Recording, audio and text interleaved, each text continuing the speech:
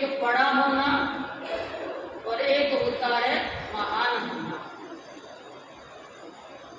Difference है big और great के अंदर। बड़ा तो कोई भी हो सकता है, जिसका जन्म पहले हुआ वो घर में बड़ा, जिसका बाद में हुआ वो छोटा। लेकिन कई बार छोटा होकर भी महान हो सकता है। तो मतलब बड़े होने में कोई खास बात नहीं है, लेकिन महान होने में पराक्रम लगता है, पुरुषार्थ लगता है और अपने आप को अनेक प्रकार से विवेक, करुणा, संयम, दया इन सब में अपने आप को ढालना पड़ता है, ओतप्रोत करना पड़ता है। जितने भी ये महान विभूतियां हुई हैं, उन्होंने अपने जीवन में न जाने कितने सद्गुणों को अपनाया, तब कहीं जाकर वो महानता के जन्म तक पहुंचे। हमारे जैन इतिहास में आगमों में भी वर्णन आता है। याद करना कि जब इक्ष्वाकु राजा का एक राजपुरोहित था,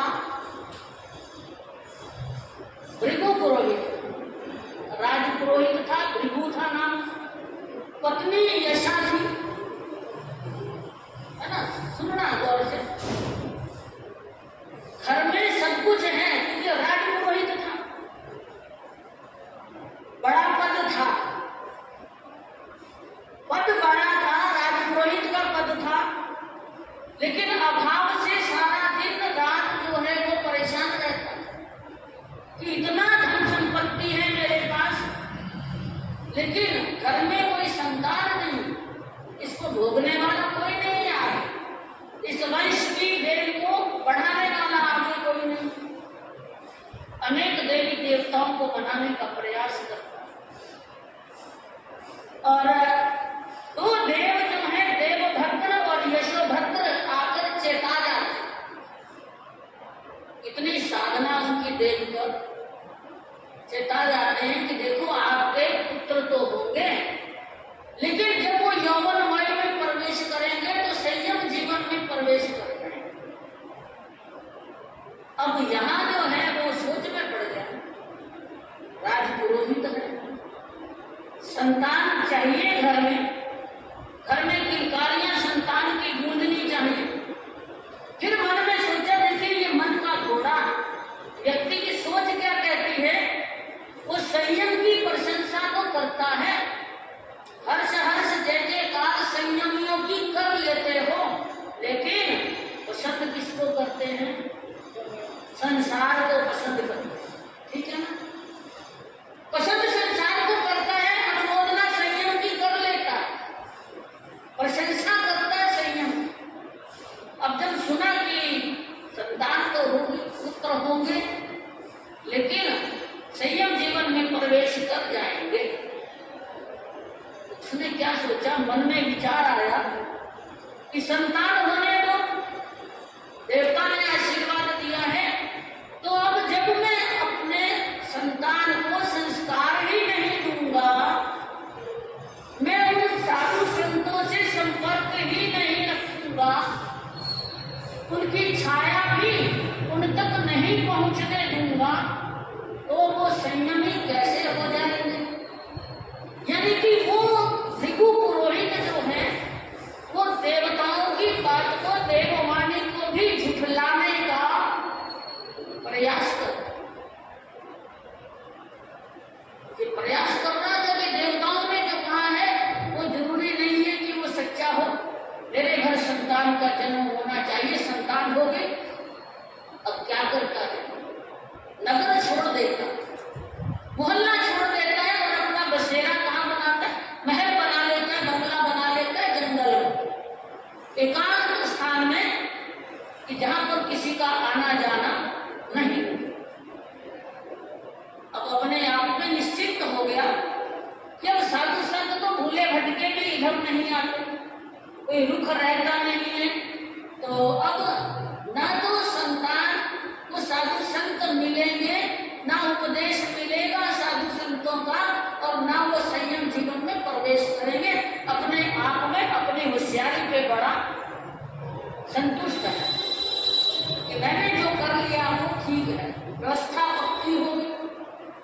लेकिन देखो जो भवितव्यता होती है, जो होना होता है वो होकर रहता है, कहीं ना कहीं योग मिलता है।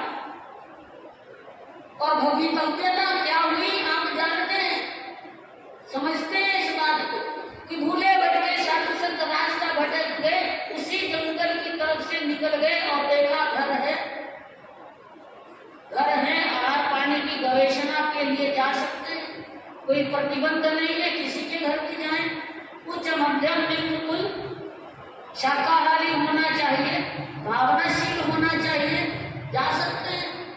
अब जैसे ही संतों को देखा तो एकदम से सक पका गए, बहाने बना रहे हमारे साथ, आप तो गोचरी कह रहे हो, हमारे जो संतान है, हमारे जो बच्चे हैं बड़े उदंड हैं, बड़े शरारती हैं, आपको परेशान करेंगे, आप तो आहार ग्रहण लो, आहार ग्रहण करो और आगे ही 5-4 किलोमीटर पे ढाणी है, वहां जाकर आप कर लेना।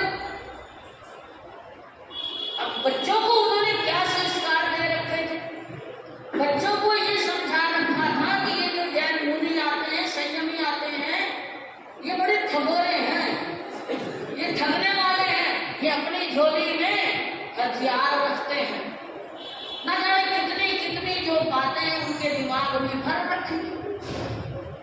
कहते हैं ना कि जब इंसान मूढ़ बुद्धि का हो जाता है, जड़ बुद्धि का होता है, सिर्फ अपना स्वार्थ देखता है, तो वो पता नहीं किसी के बारे में कुछ भी कह सकता है। निंदा करने में हम अपने आप को होशियार मानते हैं, किसी के बारे में गलत बात कुछ भी कह सकते हैं। ये जुबान विवेक नहीं हो तो ये बेलगाम होती, तो उससे कुछ भी कह सकते हैं। और उसने बहुत कुछ अपने बच्चों को कह रखा था, पाखंडी होते हैं, धूर्त होते हैं, ठगोरे होते हैं, हथियार लेके साथ में चलते हैं, और जैसे ही मौका देते पकड़ के अपहरण किडनैप कर लेते, आजकल की भाषा में बोल दो किडनैप करने का ही काम कर लेते। लेकिन वो ठीक है, मुनि समझ गए थे कुछ मन में, गोचरी बहाली बाई चांस उन बच्चों को पिछले दरवाजे से खेलने के लिए भेज रखा। तो बच्चे जो हैं मुनियों को देखते हैं कि गोचरी बहन के हमारे घर से निकल रहे हैं, और डरे डरे से पेड़ के ऊपर बैठ गए, जाते पेड़ पर चढ़ गए। और योग की बात देखिए कि होनी जो होती है वो होकर रहती है। वो मुनि भी देखते हैं इस वृक्ष के नीचे जो जगह है बड़ी साफ सुथरी है, अच्छी तो भूमि लग रही है, और उन्होंने कहा कि गोचरी यही वापस लेते हैं, और ये मतलब भार लेकर वजन लेकर क्यों आगे जाए, समय भी हो गया आहार पानी का, तो वहां पर गोचरी के लिए गिरा देते। जैसे ही झोली खोलते हैं वो बड़ी ईडली जो है, बड़ी रुचि पूर्वक उत्साह पूर्वक देखते हैं कि झोली में क्या।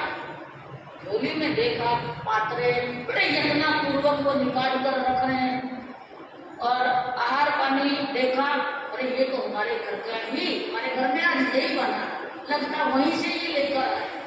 और देखा कि कितने समभाव पूर्वक जो है वो सारे दोषों को टालकर जो है वो आहार पानी कर रहे हैं, मौन रखकर आहार पानी कर लिया, और बिना किसी रस के बखान किए हुए शांति पूर्वक उन्होंने गोचरी करी। और जैसे ही देखा, देखना ही था, बस वो आवरण हटना था, जो भ्रमणा मिटने की जो माँ बाप ने वो भ्रमणा डाल रखी थी साधु संतों के प्रति, वो भ्रमणा मिटती है, नीचे उतरते हैं, वंदन करते हैं, नमन करते हैं, और बोलते हैं हम संयम जीवन में प्रवेश करेंगे।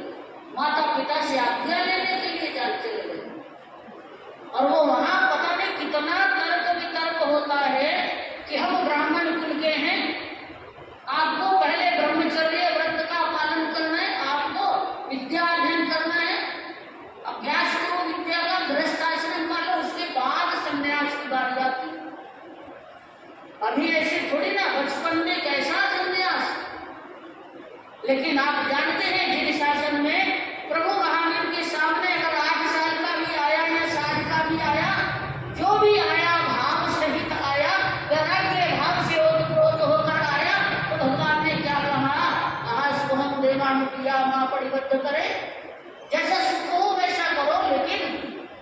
अच्छे काम में विलंब मत करो, प्रमाद मत करो, यही उपदेश देते थे।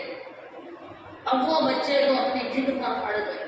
ज्ञान हो गया था कि हमने पूर्व भाव में भी ऐसा संयम पाला, अब तो पक्का अपने माता पिता को समझाने लग गए।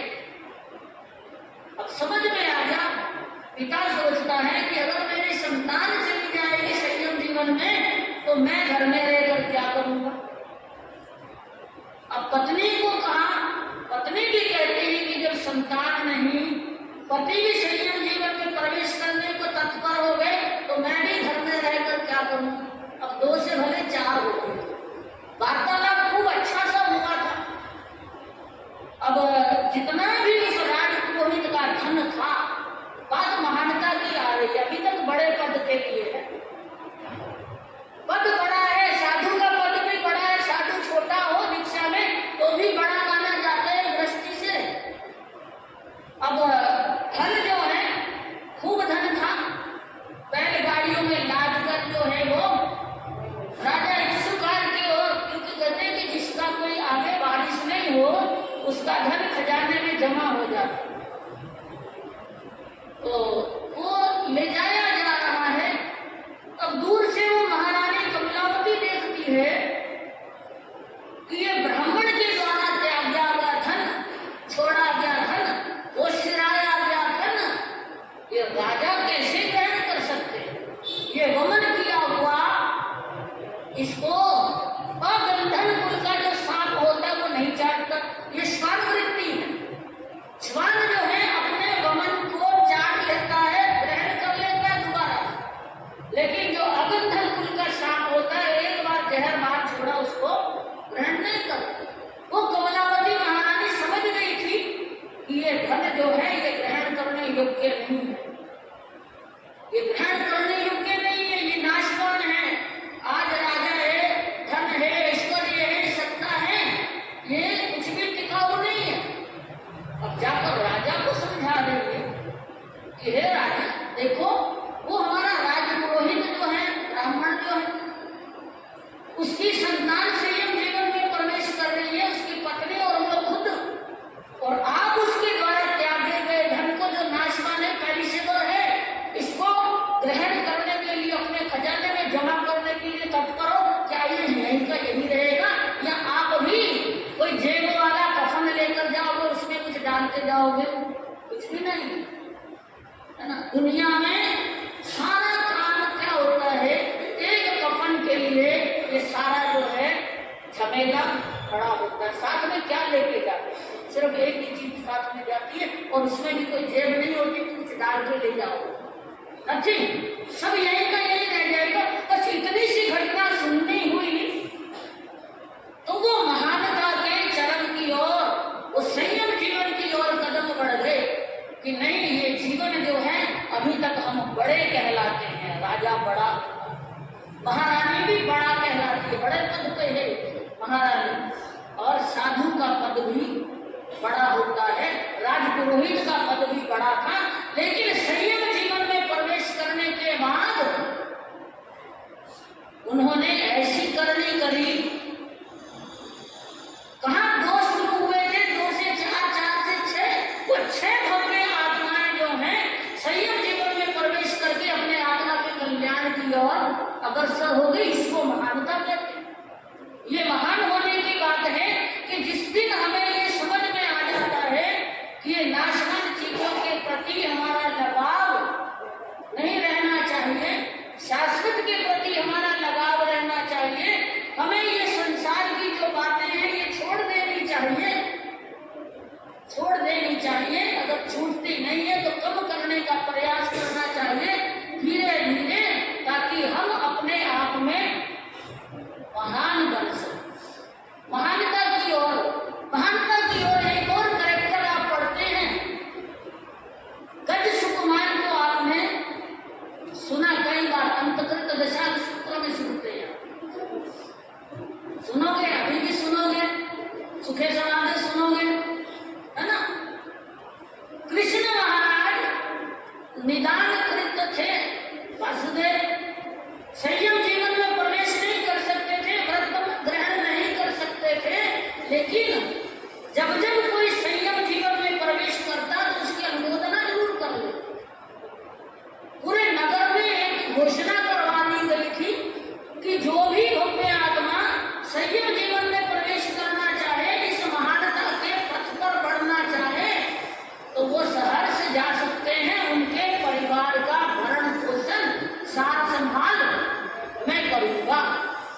ये भी कोई कम बात नहीं।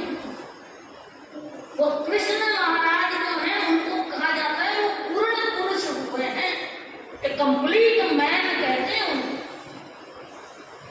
लेकिन वो गज सुकुमार की बात देखो, दीक्षा लेने के लिए तत्पर हुए, कृष्ण महाराज प्रसन्न है, परिवार वाले कहते नहीं एक राजा तो बन जा। उसको सिर्फ लुभाने का था, एक टैक्ट था कि हो सकता है इसका राज तिलक कर दे मैं तो ये राज्य के लोभ में आ जाए और ये संयम जीवन की जो रट लगा रखी है उसको छोड़ दे। तो मौन रहे। कृष्ण महाराज जानते थे, प्रसन्न है कि ये दीक्षा जीवन में प्रवेश करने को तत्पर है, अरिष्ट में भी भगवान की शरण ग्रहण करने को ये तत्पर है, अपनी आत्मा के आवागमन को मिटाने के लिए इसने ठान लिया, पक्का है। लेकिन फिर भी जब परिवार वालों का चारों तरफ से प्रेशर होता है ना, जब परिवार वालों का प्रेशर था, सगे संबंधियों की मोह की जंजीर चारों तरफ उसको बांधने के लिए तत्पर हो रही थी, उस समय कहा कि अच्छा चलो जाना है तो चले जाना, संयम जीवन में प्रवेश करना है तो कर लेना, लेकिन तेरी एक बार राज रिद्धि देखने का मन करता कि तो राजा होकर कैसा लगेगा, राजा बनकर तो कितना सुंदर लगेगा, कितना भव्य रूप तेरा लगेगा, तो राजा बन जा। मौन रहे, अंदर से जानते थे, समझ आ गई थी कि ये कुछ भी नहीं, ना राज्य स्थायी है ना राजनीति स्थायी है, परमानेंट कुछ भी नहीं है, ये सारा नाशवर है। मौन रहे। अब परिवार वालों ने कहा मौन स्वीकृति लक्षणम, कोई बोले नहीं, मौन रह जाए तो समझ लो कि यश कर दिया, ये राजी है, राजी है। तो सारी व्यवस्था करी गई, राज तिलक की मुकुट वगैरह लगा दिए, राज तिलक कर दिया। और राज तिलक होने के बाद कृष्ण महाराज स्वयं हाथ जोड़े खड़े हैं कि आदेश करवाओ, आदेश करवाओ, क्या आदेश है। अब आदेश तो क्या होना था, वो पक्का वैरागी था, कोई बिगड़ने वाला था नहीं। आदेश क्या दिया, गज सुकुमार ने राज तिलक होने के बाद कृष्ण महाराज को, जनता को, परिवार जनों को आदेश दिया कि मेरे लिए ओगे पात्रे की व्यवस्था करो, वेश परिधान की व्यवस्था करो, अभी निष्क्रमण की तैयारी करो, ये आदेश दिया। ये नहीं कि जब राजा बन गया, सिंहासन मिल गया और फिर लालच आया कि नहीं ये अच्छा है, लोग मेरे सामने हाथ जोड़े खड़े, मैं कितना बड़ा राजा हूं। लेकिन उसको बड़ा तो होना ही नहीं था, उसको तो महान होना था। और अरिष्ट ने भी भगवान के चरणों में क्या दीक्षा ले ली, गरीबी भरते जैसे हुआ आज्ञा मांग रहा। जिस काम को करने के लिए कम से कम 19, 20, 25 साल का दीक्षा पर्याय और ज्ञान चाहिए था, ऐसे ही शमशान में साधना करने की आज्ञा नहीं दी जाती है, यूं ही आज्ञा नहीं मिलती। यहाँ तक कि एक आगम भी पढ़ना हो उसके लिए भी 2, 5, 7 आयम्बिल करने के लिए गुरुदेव कहते हैं, उसके बाद वो आगम पढ़े जाते हैं। गुरु भैया बताते हैं महाभारत जब पढ़ा जाता है, आयम्बिल का तेला शुरू में, आयम्बिल का तेला बीच में, और जब संपूर्ति हो तो भी आयम्बिल किया, क्योंकि बीच में बहुत सारी घटनाएं होती है, युद्ध की, विवाद की, तर्क वितर्क की, हानि की, सारी घटनाएं होती हैं। तो उसके लिए जीवों की शांति के लिए जो हमने युद्ध का वर्णन भी पढ़ा, तो कम से कम वो कर्मों की निर्जरा, वो अवनशय किसी के भाव में अगर विपरीतता का भाव आ जाए, हिंसा का भाव आ जाए, तो उसकी शांति के लिए तप करना, त्याग करना। तो ऐसे ही वो गज सुकुमार जो है, अरिष्ट में भी भगवान यानी कि जो उसके गुरु है, गुरु के चरणों में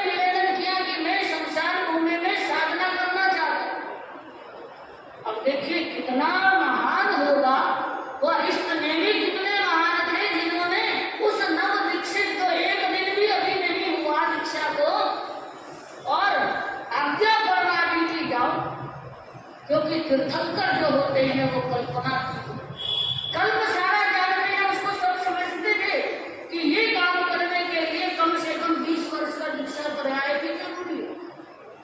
लेकिन गज सुकुमार के लिए कोई प्रतिबंध नहीं लगाया, क्योंकि वो जानते थे ये भौतिक जीव आत्मा है, जन्म शरीर है, अभी ये मोक्ष में जाने वाली है।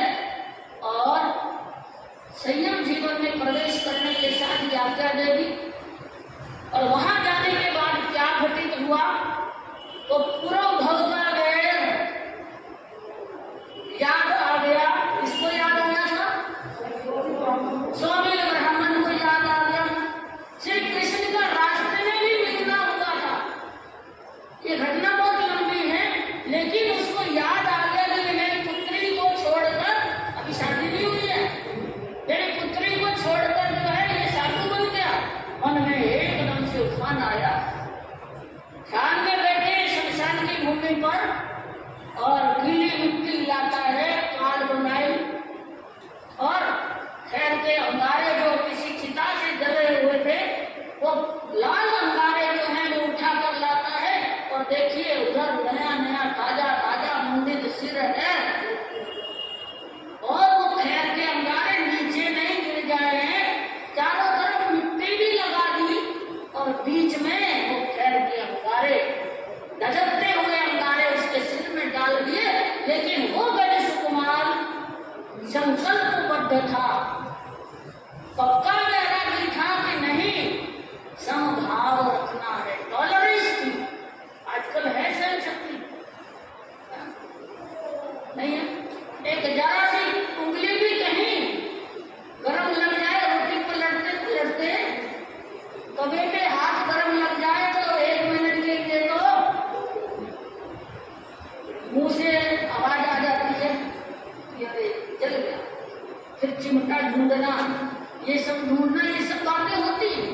लेकिन वो झुंझुनी आत्मा, वो देखो जिन्होंने उस अग्नि के दहकते अंगारे जो है जो सिर पर रखे हैं, जो ताजा पंडित के है उनका सिर दीक्षा करा के आया है और उसकी जो तपन है, अग्नि है, उसको भी समभाव पूर्वक सहन किया। और इतनी अपार सहिष्णुता कि तत्काल जो है आत्मा अच्छा काम करना, मुझे अनैतिक कार्य नहीं करना, मुझे अपनी रोजी रोटी जो है नीति पूर्वक कमानी है, ऐसा संकल्प होना चाहिए। इसलिए जो सफल होना चाहता है, महान होना चाहता है, उसको अपने जीवन में कोई भी काम करना है तो संकल्प की गाड़ी होनी चाहिए, जीवन संकल्प में होना चाहिए कि नहीं मुझे ये करना ही करना है। पढ़ाई करनी है तो पढ़ाई करनी ही है, अठाई करनी है तो अठाई करनी है, मास्कमन करना है तो मास्कमन करना है, समाहित करनी है तो करनी है, श्रावक का व्रत ग्रहण करने हैं तो करने ही है। ये ऐसा सद संकल्प होना चाहिए। फिर दूसरी बात है कि हमारी इस जीवन रूपी संकल्प की गाड़ी में, जिसमें संकल्प अच्छा है, सद संकल्प हमने करा, हमारे हौसले के पहिए होने चाहिए। गाड़ी के पहिए होते, अगर हौसला ही नहीं है तो फिर क्या होगा? यानी कि वो जो गाड़ी में अगर टायर इन्फ्लेटेड नहीं है, हवा भरी हुई नहीं है, टायर पंक्चर है तो गाड़ी चलेगी नहीं। इसलिए अगर आपके अंदर हौसले के पहिए नहीं है तो आपकी जीवन की गाड़ी चलने वाली नहीं है। तो कहते हैं कि अपने आप को ऐसा बनाओ, ऐसा मजबूत बनाओ कि आपको रास्ते में, अपने जीवन में कोई संकट सामना करना नहीं पड़े और आ भी जाए, कर्मों के उद्देश्य आ भी जाए संकट, तो आप उसको झेल सके, सहन कर सके। तो एक शायर ने भी कहा, खुदी को कर बुलंद इतना की हर, क्या बोलते, खुदी को कर बुलंद इतना कि खुदा खुद पूछे तेरी रजा क्या, कि बता तेरी मर्जी क्या है, जो चाहता है वो पूरा करते हैं। लेकिन आपका हौसला इतना मजबूत होना चाहिए। फिर कहते हैं कि आपने जीवन की गाड़ी संकल्प वाली बना दी, और उसके टायर जो हैं, पहिए हैं, वो हौसले के हैं। हौसला भी कर रहे हैं, हौसला करना पड़ता है ना। ऋषि कुमार ने कितना हौसला किया, तो कई बार आप कहते हैं कि फला ने बीच में घोचा डाल दिया, ठीक है। घोचा की मारवाड़ का बहुत ही सब मेरे को समझ में आने लग गया, समझ में आने लग गए। 20 सालों में 10-20 अक्षर समझ में आते हैं। तो उसके लिए कहते हैं कि अगर आप रहे पोचा, पोचा समझते हो ना, कच्चा पोचा बोलते हो, कच्चा पोचा यानी कि डावाडोल अस्थिर चित्त वाला। आप रहे पोचा तो लोग डाले पोचा, क्या जी? आप रहे पोचा तो लोग डाले पोचा, आप रहे सेठा ऐठा ऐठा लिया है जी। आप रहे सेठा तो लोग रहे बैठा, तो लोग कुछ नहीं कहने वाले आप। अगर आप में ही दम नहीं है, आप में ही हौसला नहीं है ना, तो आपका कुछ भी होने वाला नहीं है। अब रही बात, गाड़ी भी आ गई, पहिए भी लग गए, हौसले की उड़ान भी है, लेकिन अगर उसमें हमारे एफर्ट्स का फ्यूल नहीं है, ईंधन, पेट्रोल से डलाओगे ना जी, गाड़ी चलाओगे तो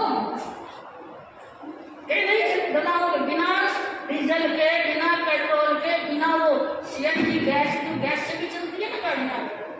तो अगर वो ईंधन नहीं है, वो फ्यूल नहीं है, तो वो किसको बोलते? कर्म का ईंधन, श्रम का ईंधन।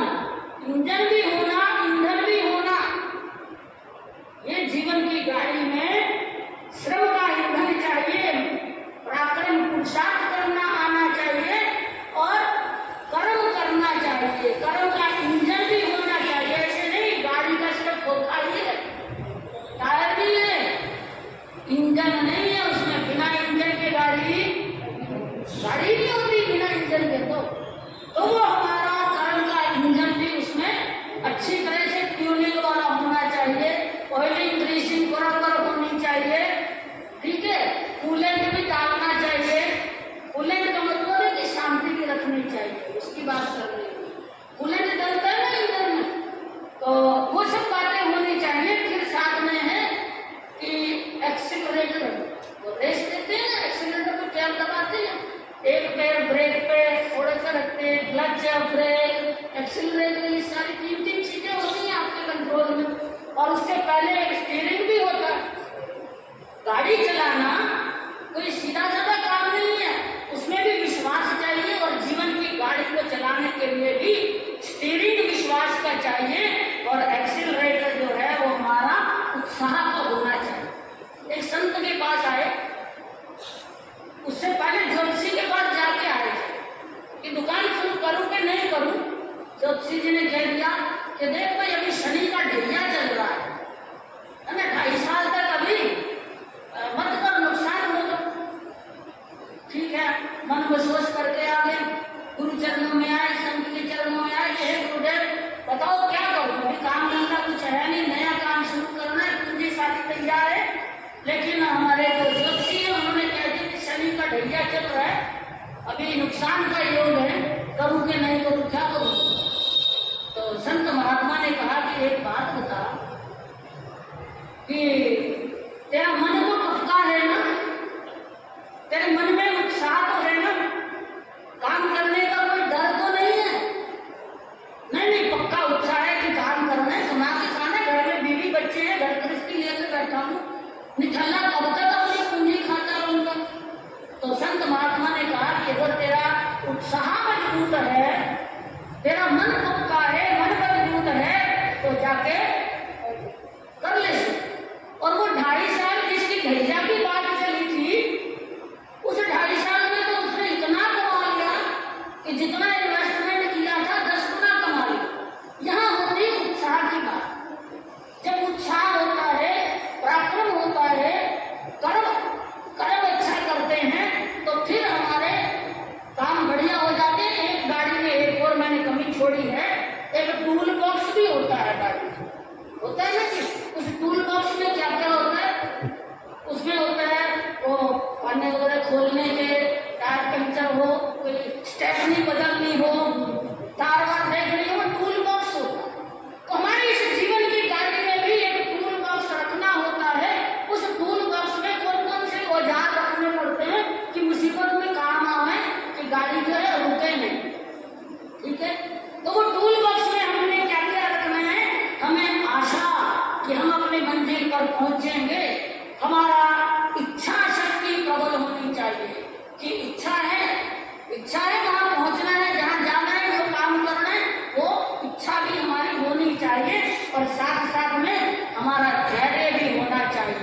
कि रास्ते में कोई ऐसा नहीं कि गाड़ी कोई खड्डा आ गया, पानी भरा हुआ आ गया है, तो पता करना पड़ता है कि इसके पैरेलल कौन सी सड़क जा रही है ना, या फिर रुकना पड़ता है कि ये मौसम थम जाए, आंधी थम जाए, एक तरफ रुकना पड़ता है। उतना धैर्य भी होना चाहिए।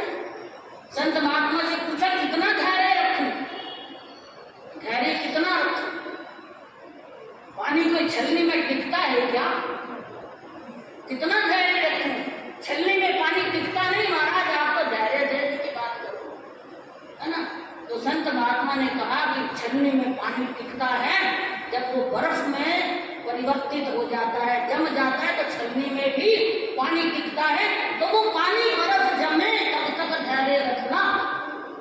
तो ये धैर्य हमारा उतना भी होना चाहिए कि सारी विपरीत परिस्थितियों का हम लाभ जाए, और इसके साथ साथ हमारे एकाग्रता का औजार भी होना चाहिए, हमारी कंसंट्रेशन भी बराबर रहनी चाहिए। ये नहीं कि गाड़ी तो चला रहे हैं और ध्यान हमारा इधर उधर, क्या बोलते हो आप? सावधानी रखनी, जागरूकता रखनी, सावधानी हटी, दुर्घटना घटी, तो हमें वो भी अपने जीवन की गाड़ी को चलाने के लिए बराबर सावधान रहना चाहिए। कहीं कोई दोष, कहीं कोई कषाय, कहीं कोई पाप वृत्तियां हमारे भीतर प्रवेश नहीं कर जाए, और ये हमारी गाड़ी जो है इसका ब्रेक फेल हो जाए और ये भुवसद्गहरं पाशं पाशं वन्दामि कमगणमुक्तं विश्वहरविश्वनिनाथं मङ्गलकलाणावसं विश्वहरकुलिमन्तं कण्ठे धारयितु प्रियमो कष्टगह रोगमारी दुर्ध जराजन्ति वो सामं किट्ठो दूर्यवन्तो तुभ्य गणामोहितो फलोहि नरगिरियसु विधिवा पावन्ति न दुःख दोहोगं तु समत्ते लब्धे चिन्तामणि कप्पाय वप्प ये पावन्ति अभिगेणं जीवाय रामरं ठाणं ये संधुव मायस वत्तिवर निभरण हियण तादेव दिज्य बोहिम भवे भवे पास जन चंद ओम घंटाकर्णो महावीर सर्वव्याधि विनाशक विस्फोटक भयं प्राप्ते रक्ष रक्ष महाबल यत्र त्वं तिष्ठसे देवलिप्तोक्षर पंक्तिभिः रोगाः तत्र प्रणश्यन्ति वातपित्त कपोद्भवा तत्र राजभयं नास्ति अन्ति कर्णे जपाक्षयं साकिनी भूतवेताला राक्ष प्रवन्ति न काले मरणं तस्य न च सर्पेण दंश्यते अग्निचोर भयं नास्ति ओम ह्रीं घंटाकर्ण नमोस्तुते ओम नरवीर पट्वा मंगलम भगवान वीरो मंगलम गौतम प्रो मंगलम स्थूले भद्राद्या जैन धर्मोस्तु मंगलम सर्वमंगल मांगल्यम सर्व कल्याण कारणम प्रदानम सर्वधर्माणम जैनम जयति शासनम सर्वारिष्ट प्रणाशाय सर्वारिष्टार्थदायिने सर्वलक्ति निधानाय गौतम स्वामिने नमः चकारी मंगलम अर्यंता मंगलम सिद्धा मंगलम साहु मंगलम केवली कणत्तो धमो मंगलम चतारी लोकोत्तमा अर्यंता लोकोत्तमा सिद्धा लोकोत्तमा साहु लोकोत्तमा केवली कणत्तो धमो लोकोत्तमा चतारी शरणं पवजामि अर्यंते शरणं पवजामि सिद्धि शरणं पवजामि साहु शरणं पवजामि केवली कणत्तो धम्मं शरणं पवजामि अरिहंत जी को शरणो सिद्ध जी को शरणो साधु जी को शरणो केवली प्रारूपित दया धर्म को शरणो ये चार शरणा दुर्गति अरणा औरण शरणा कोई जो भव्य प्राणी आग्रह सो अक्षय अमर पद होए। बोलिए भगवान महावीर स्वामी के